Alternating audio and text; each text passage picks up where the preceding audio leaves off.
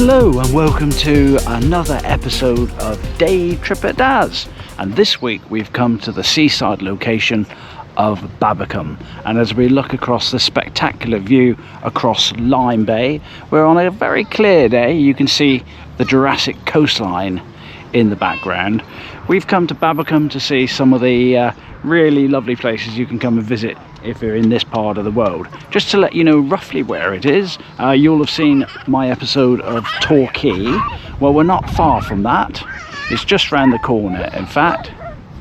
And down the bottom you can see Babbacombe Beach, and there's a famous cliff railway that leads to the bottom of that, and we will be going on that one later in the show. I'm also going to be taking you to a famous location where Fawlty Towers was based. We're going to be looking at a secret garden, and also we'll be venturing into the little town of St Mary Church with some of the nicest shops that you'll find anywhere. So there's quite a lot of things going on here today on this programme, and in the background, by the way, there's the Babbacombe Theatre, which has been here for a very long time and is currently about to put on a tribute act to the Beatles. So if you're down here on holiday, if you've been here before, you may well have stayed in one of the many hotels which line what is called Babbacombe Downs, and it's a bit of a sort of strange description, the Downs, because actually it's one of the highest points in the region, but I think down refers to more of an open space, which this most definitely is. So that's some of the hotels that you may stay at, or you may already have stayed at on your visit to Babbacombe. But we're going to begin our journey, I think, at the most iconic place here in this part of the town, and it's a very good place if you're a small person, but it's actually a really good place for anyone who's visiting Babbacombe. It's the model village.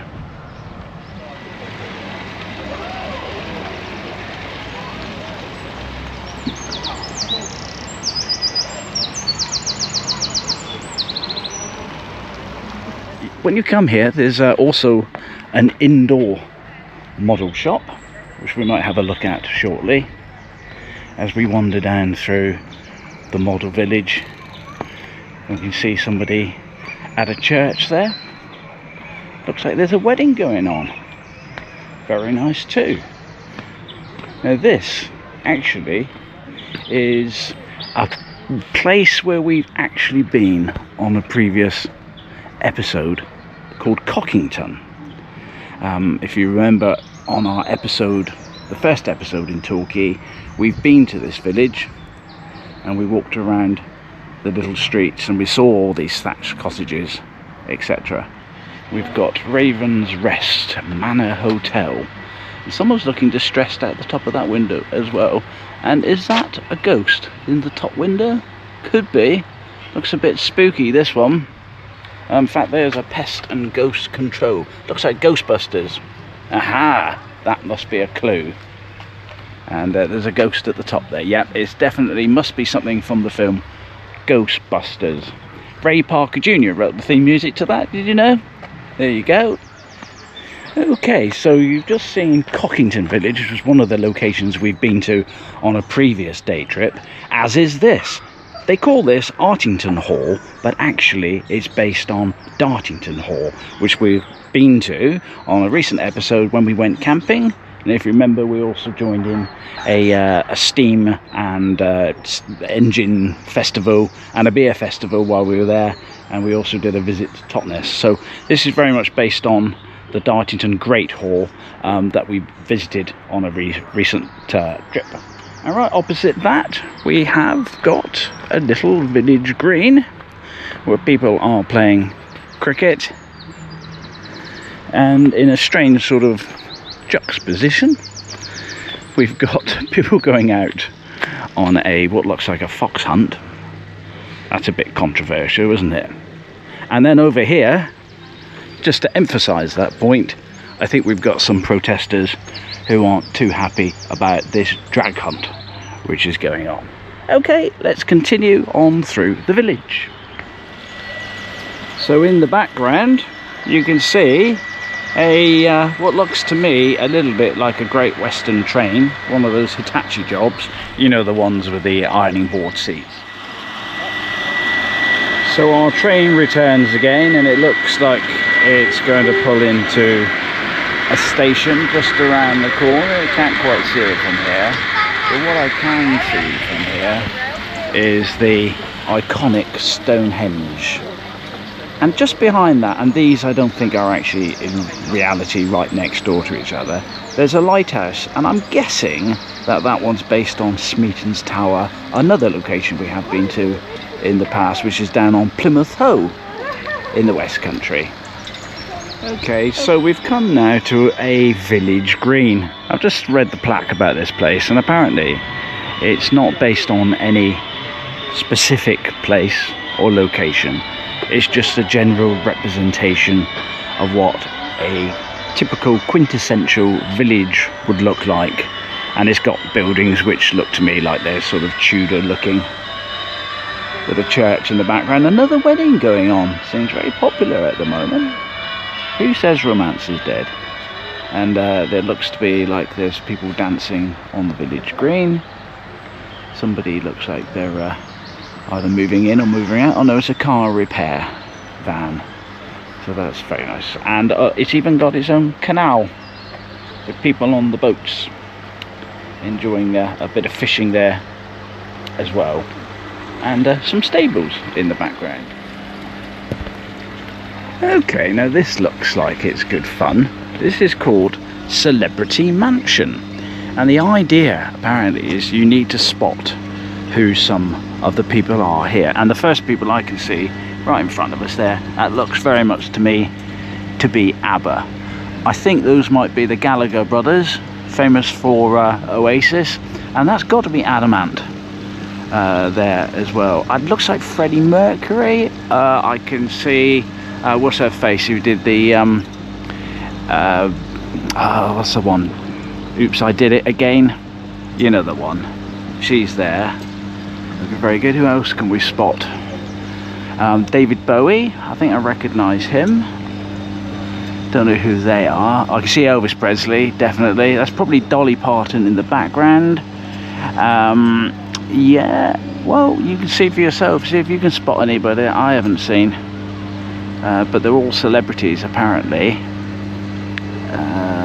I think actually that might be Kylie Minogue at the very back there, dressed in white, and I can see the Spice Girls as well. So they're all here at Celebrity Mansions.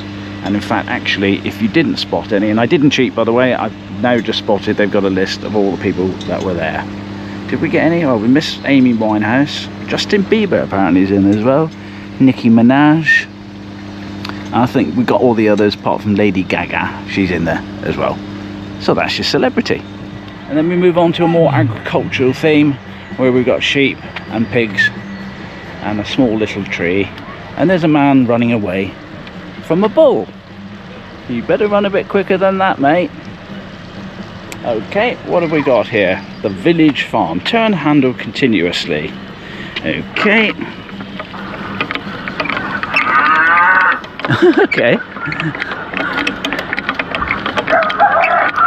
Oh, we should spot the animal noises.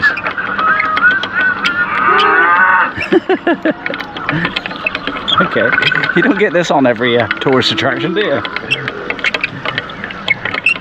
Okay, I think we've had enough of that. So we can see the Statue of Liberty there in the background as we enter down to the lower part of the model village here today. And one of the things I've noticed with a lot of these exhibitions, these models, is they slightly change the name.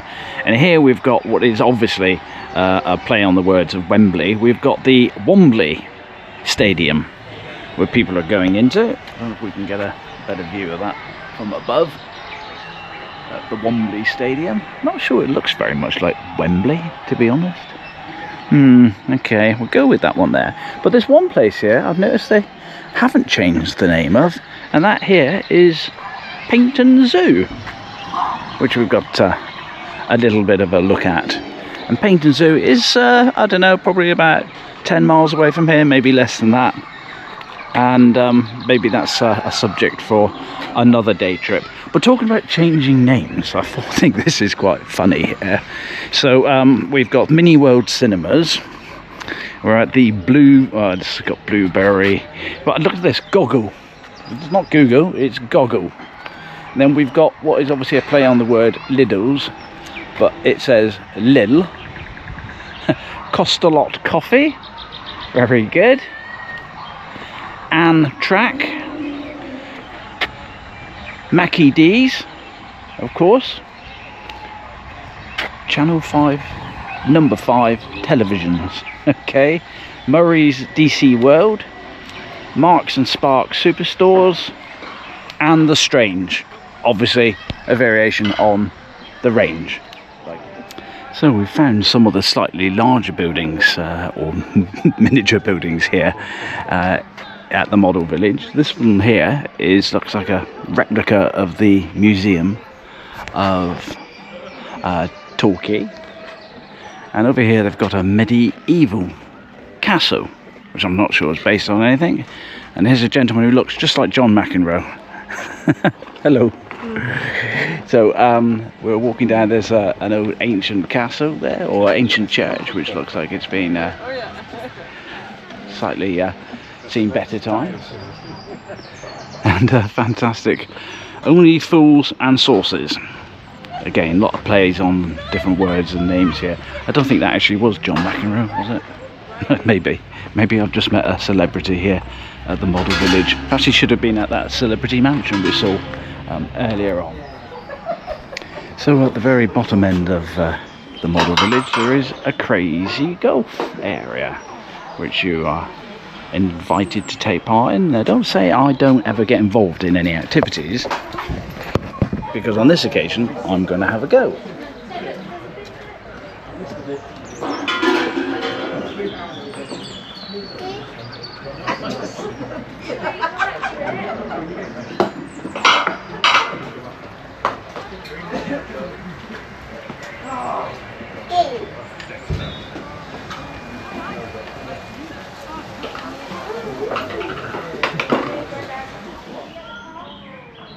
So we've got a hot air balloon here. It looks like it's getting ready to take off. But something else that's getting ready to take off, and it's nice to see that they don't just sit back on the models that they've currently got here. Coming this summer is the landscaped waterfall garden, which will be cascading from 30 feet. And it's a project which they're working on at the moment, and that'll be finished sometime during this summer of 2025. Now I see up on the hill there, and I don't quite know how we're going to get there, but it looks to me like a castle. And yes indeed, it does look to me very much like we found a medieval castle with a bit of warfare going on down here, and a dragon blowing out a lot of fire. So it's all going down there.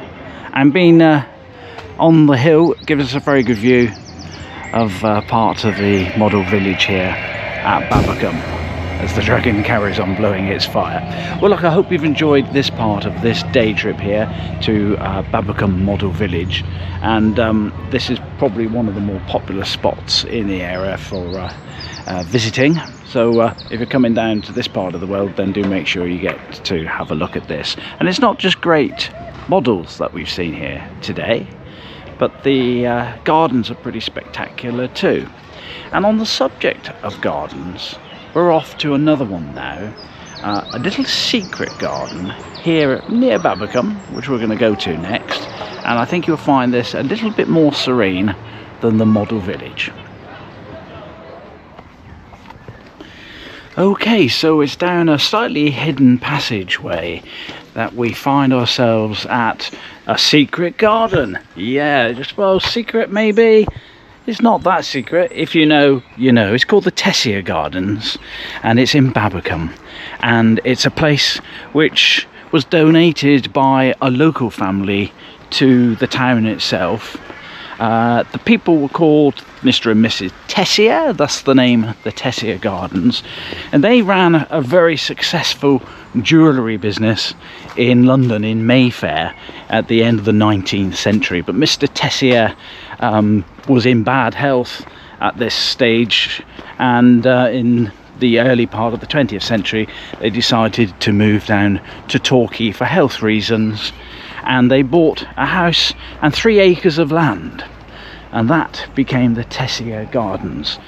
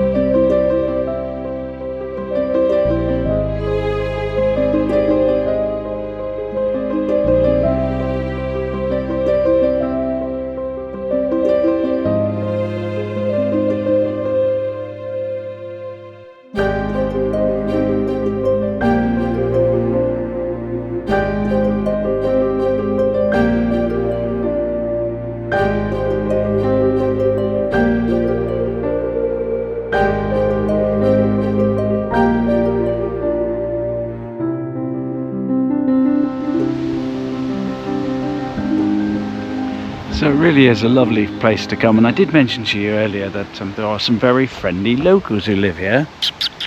Hello, and here's one of our friends here. Hello. The squirrels here, there's normally a lot of them around here, are very friendly, and they will come up and speak to you. Don't know what they're saying, but they will come around and talk to you. Hello.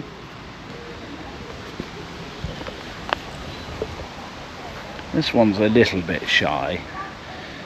There's normally lots and lots of them around here, but it's going to come up and say hello. Hello, how you doing? How you doing? Now what happens is a lot of people who visit the gardens will bring a bag of nuts and will feed the squirrels, and they're quite happy to do so. Hello. Hello, mister. This one's a shy one. See if we can find one that's a little less shy than that. And so it's from one ugly face to another.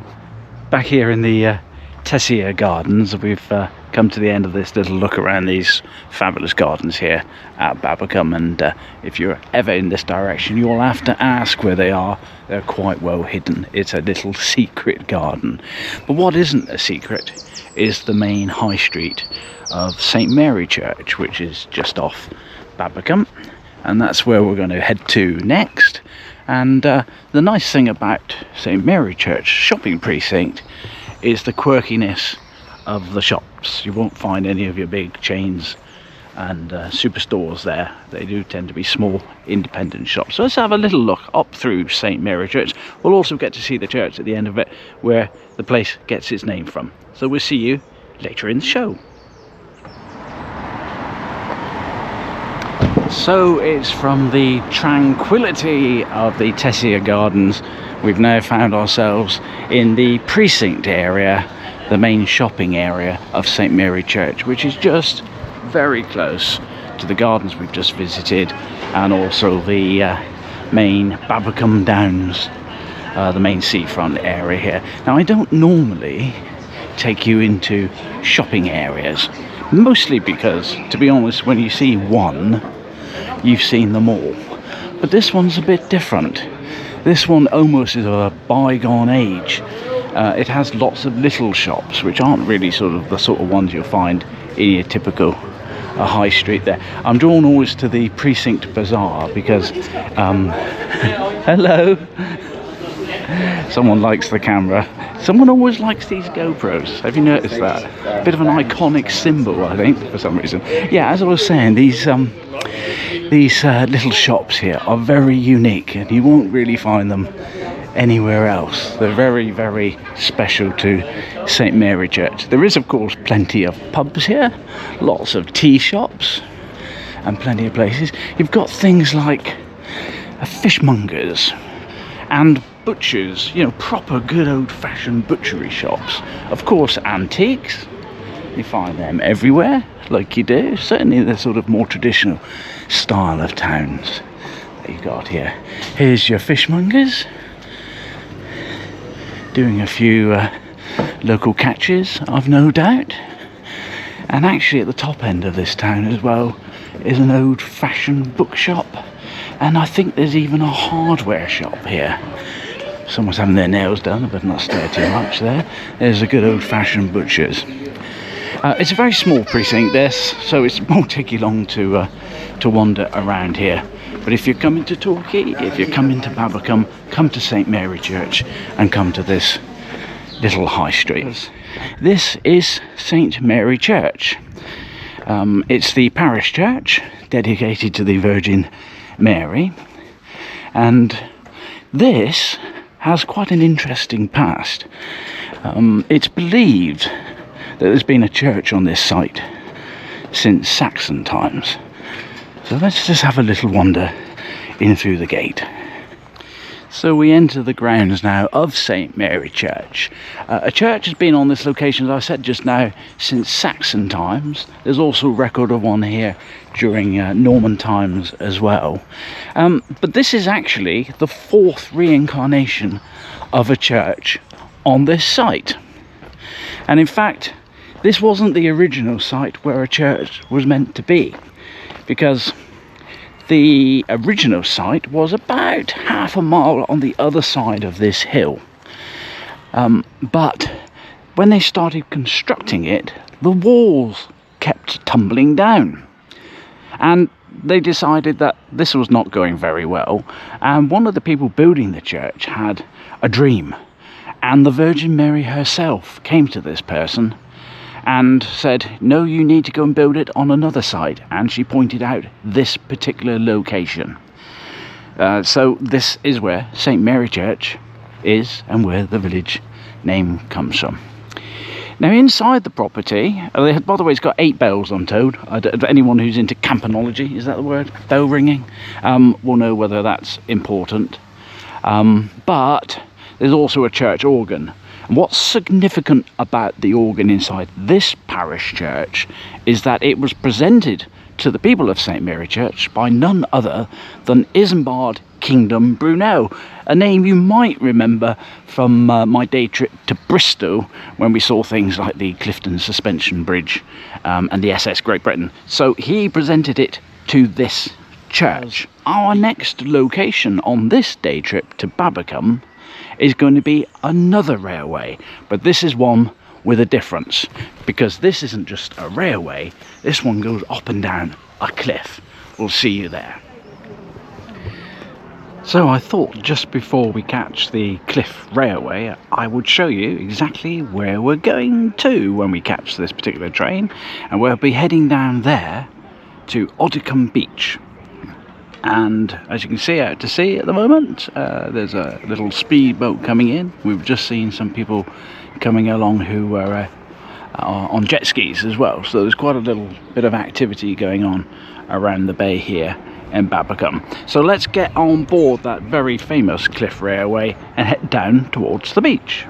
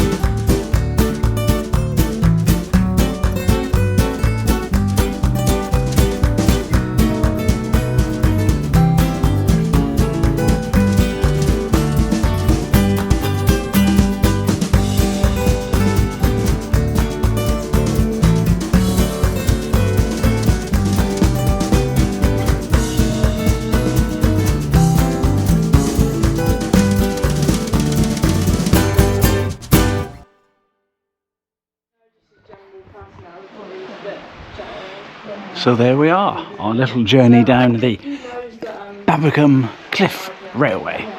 And as you can see, it's quite a steep slope. And actually that steep slope lends itself to an activity which in bygone days used to be held here on this very road. Because of the steepness of it, it was a perfect location to do hill climbing. It's basically motor cars, sort of the ancient type of motor cars, would race from the bottom of this hill, which is at Babbacombe Beach, and they would race to the very top of the hill, one at a time, and whichever car was the fastest to get to the top would be the winner. Now, they don't do hill racing anymore, I don't think. I've never seen it, but I know that that was an activity that once upon a time was done here. But we now come down to one of the many beaches that are in the area, and this is called Babbacombe Beach. Earlier today I took a little detour and I went to a place, a location which was the inspiration for one of Britain's funniest TV programmes. So I've brought you now to a pretty yet suburban part of the town, which is just outside Babbacombe. And very nice though it is, you might be wondering why on earth I've decided to bring you into what is, at the end of the day, just another part of a residential area of the town. Well, the reason I brought you here is that building there. But it isn't that building there that I'm really that interesting. It's what used to be there. This was the site of the Gleneagles hotel built in the 1960s. But it was a team of comedians from a series called Monty Python who stayed in the Gleneagles Hotel, I think in 1970, and were encountered by a hotel owner called Donald Sinclair, who turned out to be incredibly rude, full of character, a bit hapless, and probably wasn't the most suitable person ever to run a hotel. And it was John Cleese, who was obviously part of the Monty Python team, who decided that this would be the perfect story to create a sitcom, and thus was born Fawlty Towers. Now sadly that hotel no longer exists. It's now a block of flats, but actually the flats are named after some of the people who were in that show. There's a building there called Sax Lodge, and if you remember, he was the man who played the part of Basil Fawlty's hapless waiter Manuel. Basil Fawlty, and then there was Sybil, who was the quite strict and probably had to be quite strict with Basil Fawlty, because otherwise you get away with just about anything. But the comedy series only went over two series of 6. One was made in 1975 and one was made in 1979, and I know there's been talk of reviving that particular programme, but I really don't think it's worth it. You know, it was kind of its age, and if you bring in new characters, I'm not too sure it'll work quite the way as it did before. But I just thought I'd show you this place, the Gleneagles Hotel, sadly no longer there, but the story's worth telling. Oh, by the way, for anyone who, and everyone's seen, I mean, it doesn't matter where you're watching this from, everyone's seen Fawlty Towers. The truth of the matter was, not only was this place knocked down, this was never where they filmed Fawlty Towers in the first place. Although the series itself is set in Torquay, and constant references to Torquay are made in the programme, it was actually filmed somewhere in the Thames Valley. So this never was actually the location where it was filmed. This was just really the inspiration for Fawlty Towers. Right, let us move on. So I think you would have to agree, this is a pretty spectacular location to put a pub. And we're at the Carey Arms here in Babbacombe. This is a pub that's been here since the 1660s, but was made most famous when Prince Albert visited here and had a Devon cream tea. So you're in good company if you come to the Carey Arms. Sadly, in 1906, the place was burnt down. There was a big fire here and it was destroyed, but happily they rebuilt it, and nowadays it's serving the likes of you and me some nice beers and food when you're here. It's also nowadays owned by the de Savary family. The most famous probably is Peter de Savary, but I believe his whole family get involved in running hotels and spas and things like that. So that's the Carey Arms, definitely worth a visit. And so as we leave the Carey Arms, and just before I start to make my long journey up a pretty steep hill, I just thought I'd show you this little part of the bay. If you look right across the water here, you'll see some very red looking cliff face. Now some of the rocks here are quite sturdy. You can see the granite outcrops to the right, but right in the middle there you'll see it's very red, and that's sandstone, and that's quite a soft rock. And over recent years there have been a lot of landslides, but the significance of this particular part of Babbacombe is right at the top. You can see some houses, and it wasn't that long ago that somebody bought a property at the top of that cliff, didn't see the property and clearly didn't get a proper survey done, and when they arrived they found out the property was condemned because it was in danger of falling off the cliff and into the sea.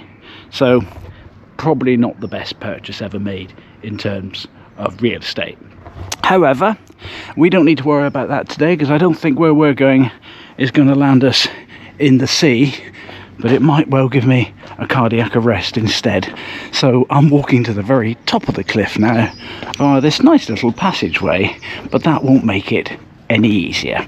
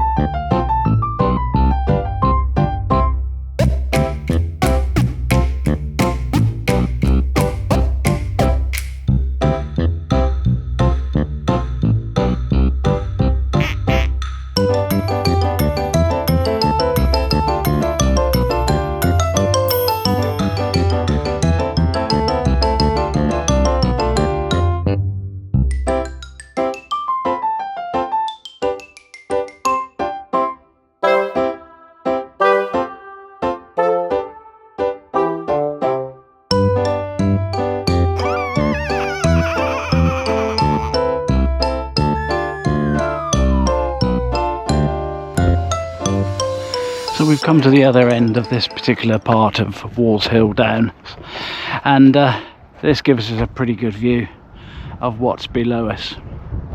A little bit like the red rock that I showed you earlier on, although this isn't the same sort of sandstone, it still is a little bit prone to rocks tumbling down. You can see a beach down the bottom, which once upon a time would have been quite a busy place. There is a path that runs down through the rocks down to that path, down to that beach.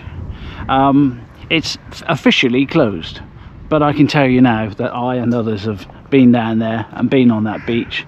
You just have to hope you do it on a day when a piece of granite doesn't come tumbling down, which would be a bit unfortunate really, but it's never happened. I've never seen it happen. Just over there you can see an outcrop, another outcrop of rock. Quite often you will see cormorants lingering around on this rock, and other times you'll see human beings because it's used as a place for rock climbing. And down in the bay itself you can see one boat that's down there today already. At the height of summer this bay will be fairly packed with lots of little boats and yachts and things that come in shore to enjoy this part of well, we're just outside Babbacombe now, on the very edge of Babbacombe. Around the corner is a little place called Anstey's Cove, and there's a cafe there, and in the summer that's a very popular place for people who go for fish and chips. And the other thing to know is that all around us here there are paths that you can walk past Anstey's Cove all the way over towards Thatcher's Rock. You'll have seen that on a previous episode, and you can carry on past Daddy-O Plain and eventually get to Torquay itself. So there's absolutely loads of places to go walking and seeing the pretty spectacular views.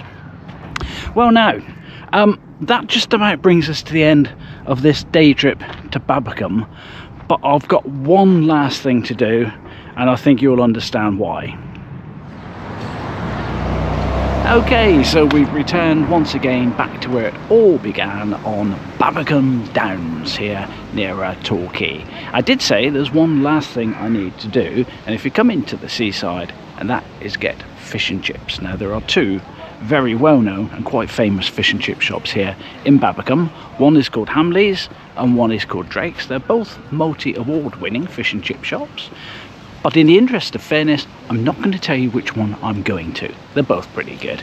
So whilst I go off and do that, if you've enjoyed this programme, please press the subscribe button. That'd be really good. And by the way, the number of subscribers now is going up quite well, so I'm really pleased. So thank you very much if you press that button, and the like button, of course. And if you'd like to make a comment, maybe a suggestion as to where next time we could do a day trip, then please do it, and I will always respond to any messages that I get from you. I can tell you, on the next episode, we're going horse racing. We're going off to a race course for the day, and we're going to lose loads of money.